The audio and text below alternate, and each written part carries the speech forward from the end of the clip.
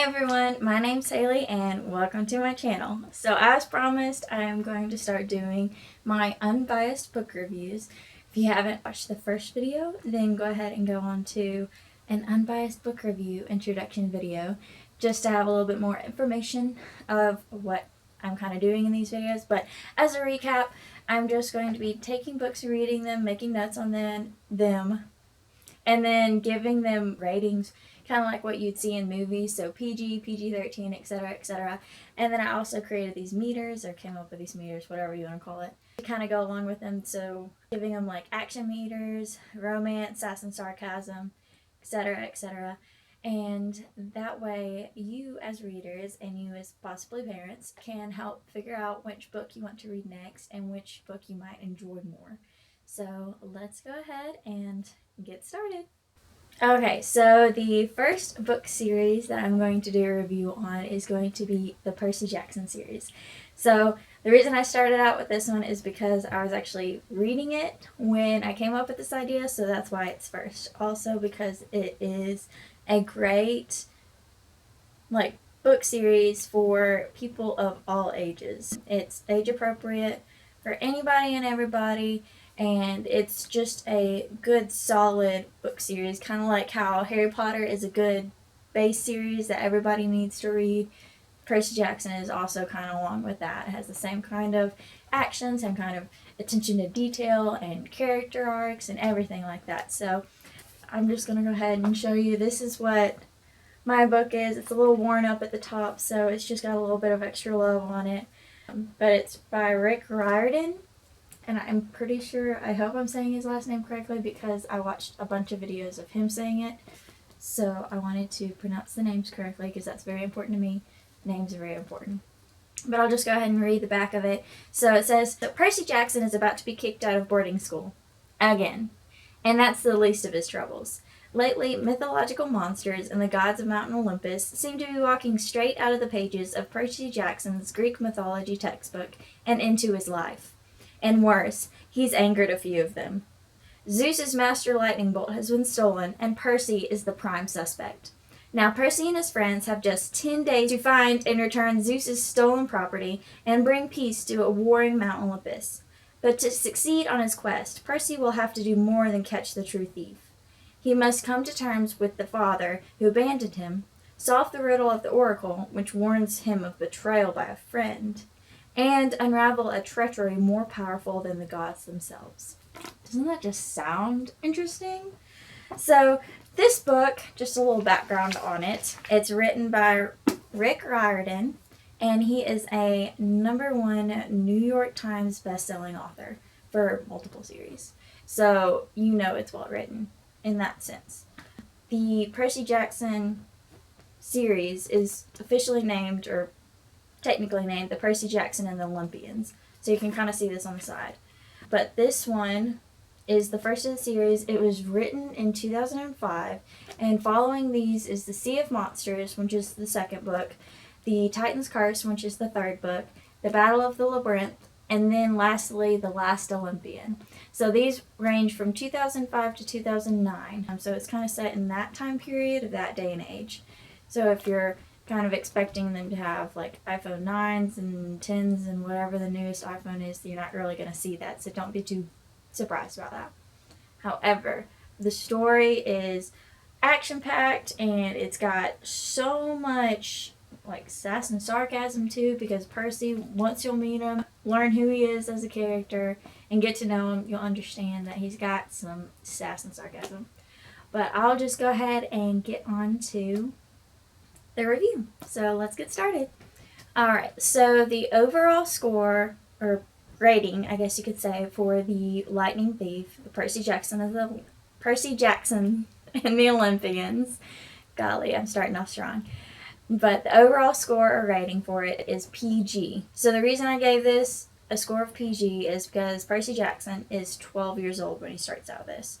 So the reading audience is age appropriate for 12-year-olds, younger than 12-year-olds, just in general, because the main character, it's written from his point of view. So the main character is 12, so he's going to have like 12-year-old thoughts, actions, and experiences. The overall arching reason why it's PG, not G, or PG, not PG-13, is because there is action and there is violence, but it's not so much so that it is gory or just absolutely like, it's not scary and it's not too much or overwhelming. It's just straight up action. I'll go into the action part later and give you that review and give more information there. But overall, the rating is going to be PG. There is a character in there. I'm not giving any spoilers or anything like that, but there's a character in there. They call him Smelly Gabe. He's like his, not really stepfather, but kind of acts as one. But it does mention him and his buddies like drinking beers and smoking cigars, but that's only in, I think, maybe 2 instances. Other than that, it doesn't say anything too much of him like acting as a drunk. It's just that Percy is obviously irritated that this guy is in his life and he just seems like such a low life. So that's the only instance where there's any kind of like drinking or smoking. Not so much that it's PG-13, so it's not like elaborate drug use, but according to the PG ratings, that one is still allowed to be in a PG. It's just not overwhelming, and he doesn't focus on it. I just wanted to mention it because it was in the book, just so that way you wouldn't be surprised. So for the action meter, I'm just going to do a refresher. I gave this one a score of 4 because it's full of action. But a score of 4 means lots of action throughout. So it's just constant action, slight lull, action, slight lull, that kind of thing. From chapter 1, it starts going and it keeps going until you turn the last page. There's a lot of fight scenes, a lot of sword fighting, advanced war games. Sometimes it's if they can't catch a break. So it's like consistent. Once they start going on their quests, it's just bam, bam, bam, bam, bam. So much action. Not so much that you're just like on the edge of your seat and your heart's pounding the whole time, but just enough that you can appreciate the amount of action in there and what the characters are having to do, and it's interesting action too. So it's not like you can see what's going to happen. It's because every turn, twist and turn of the book and the story and the quest, you just never know what's going to happen. So this one's good in the sense of action if you want an action book. So if you like action, then this is a great book story for you. For the nasty meter, I don't, like I said before in the other video, I don't necessarily have a rating on it because nasty is kind of nasty, or this is like also known as the gory section. But the good thing with this whole series is that the fighting scenes are like descriptive, like they're realistic, but they aren't gory. So it's not going into details of what happens after they're stabbed or a character stabbed. He just says, you know, so-and-so got stabbed or so-and-so got hit in the head and they fell over. And another good thing about this is when, you know, they fight monsters, when they die or when they, basically when they die, they just burst into dust. So it's not like it's gory or anything like that. So it just says he stabbed him and he burst into dust. That's it. It's just still action-packed. It's still got a lot of violence into it, you know, but like with fighting scenes. But it's not so gory as to where you feel grossed out or you feel like it's too much for a young age. Because again, this is PG. It's good for an audience of kids and even adults because you'll appreciate the action as well. But it's not so gory as to kind of deterring you from reading the book because you just don't want to read so much of that negativity or that nastiness there. Another thing is, after the monsters die, they also leave behind like spoils. There is one where it's like they decapitate a character, and again, all it says is they close their eyes and slashed, and then they heard a thud. Like that's the description that you get. That's it.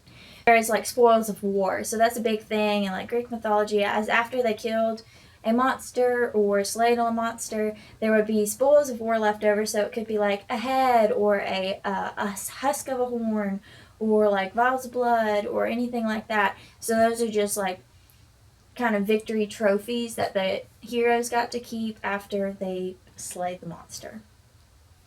Lastly, there is a scene with an oracle, and again, no spoilers or whatsoever, but the character is like a mummy.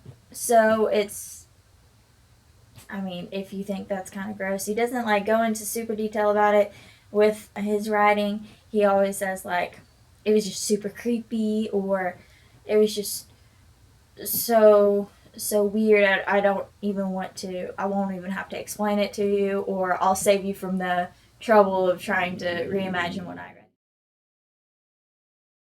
For the sass and sarcasm section, because with Percy Jackson, you'll come to find out that he is very sassy and he is very sarcastic too. If he had a title, it would be Prince of Sarcasm or Prince of Sassiness. He is petty. Not so much that it's disrespectful or anything. Now, every once in a while, he has a mouth on him, but it's not. It's not bad. So it's not like if you're a parent and you don't want your kids reading this, it's not like it's going to encourage them to start sassing back to you or anything like that. For the score, I just said a 3.5 to 4, because for the score I have 3 means it happens every once in a while, and 4 is it's frequently incorporated. So whenever Percy talks, or whenever anybody else talks, every once in a while there will be another character that has sass and sarcasm too. They have that kind of bit about them.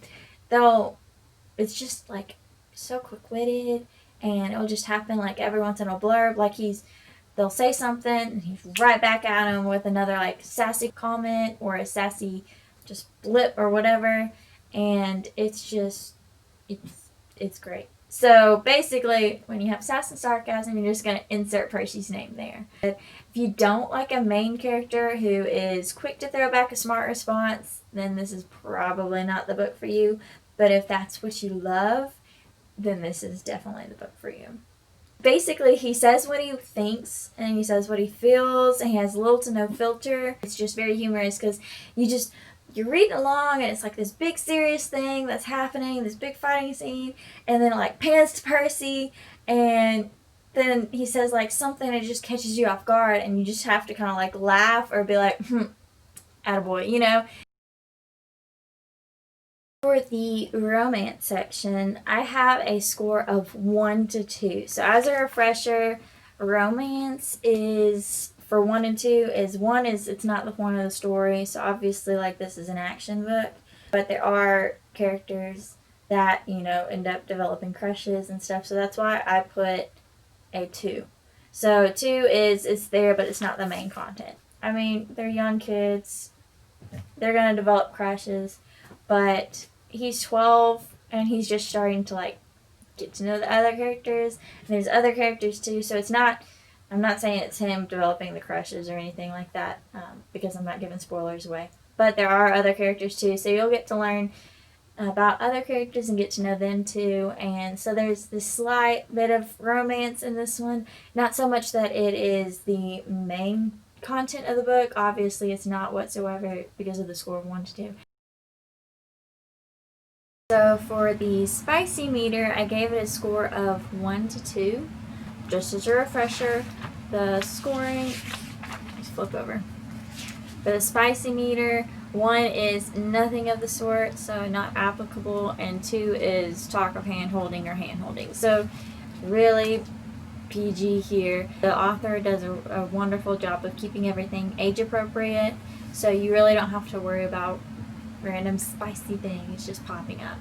And again, this book really doesn't have much romance going on to it, so there's not really much of this content here, so you really don't have to worry about that. It's just the main character is 12, so he's just mainly just going on quests, doing action adventure kind of things. So that's basically all you need to know about the spicy. For the funny meter, I gave it a score of 3 to 4, and as a quick refresher, the funny meter of 3 is I smiled or chuckled, and 4 is I laughed out loud. So this is not a funny book like throughout the whole thing, so I'm not laughing the entire time. But there are some parts that definitely made me laugh or chuckle out loud.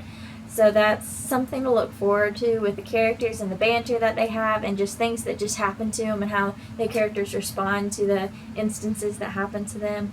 So that's one thing to look forward to. If you enjoy books that have a little bit of funny quips here and there, then this will be a good book for you. For the sad meter, I gave it a score of, let's say, just 1.5.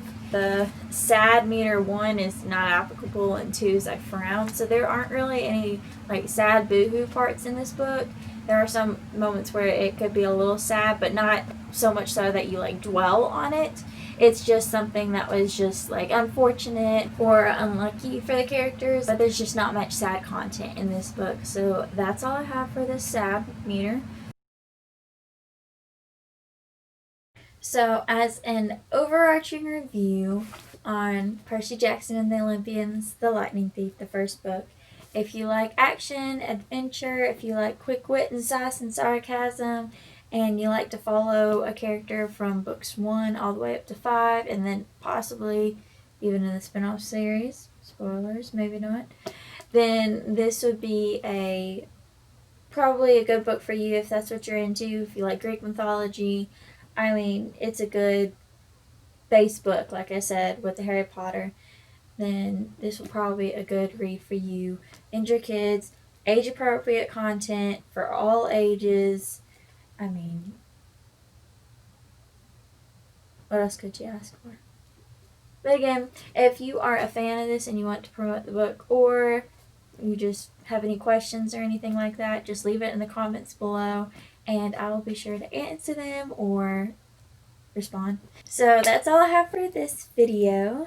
So don't forget to leave comments below, like the video if you like the video, and don't forget to subscribe if you want to see more content like this. I should be posting another video later on for the next book in the series, and then the other books in the series too. I have the notes written out and everything. I just have to record the videos, edit it, and send them off to you, the people. But that's all I have for now, so I will hope to see you in the next video. But bye!